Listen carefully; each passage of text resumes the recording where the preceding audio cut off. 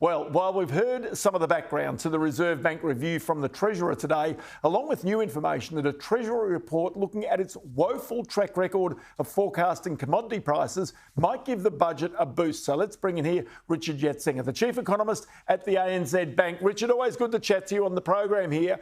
Let's start with this RBA review, shall we? Why would it be that the government needs legislation to change the function of the Reserve Bank? Do you sense that this might be about splitting the functions of the Reserve Bank that requires that?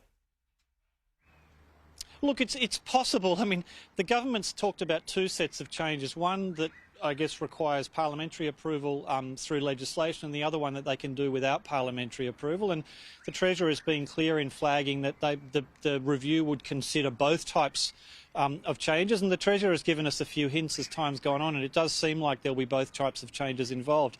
Certainly it's good to have a real look at every policy institution, I think, and the Reserve Bank review seems like it's been very thorough. OK, so there's some aspects to this that are interesting. One would be the composition of the board. That's been flagged out there for quite some time. Number two is the way in which interest rates are set, whether there needs to be a separate monetary policy committee like there are in other parts of the world, and then a separate board at the Reserve Bank that effectively goes and runs the functions of the bank. Do you sense that that would be world's best practice for Australia right now? Look, I think world's best practice is getting the right outcomes and being confident that you have the right setup for whatever economy you're talking about.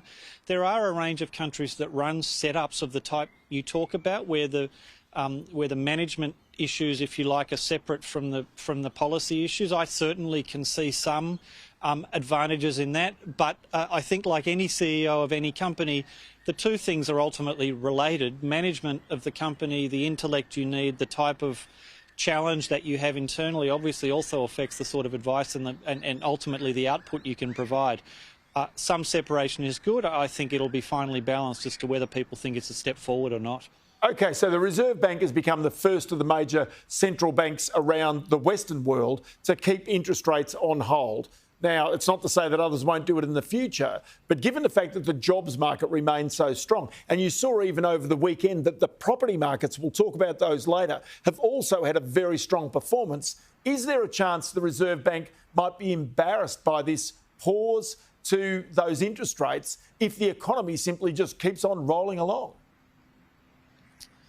I don't think embarrassed is the right term. Certainly 6 months ago, when the bank moved from 50-point hikes to 25, the word that popped into my head was brave. And when they paused this month as well, that's the word that also popped into my head, given the strength in the labour market, given the strength in the housing sector.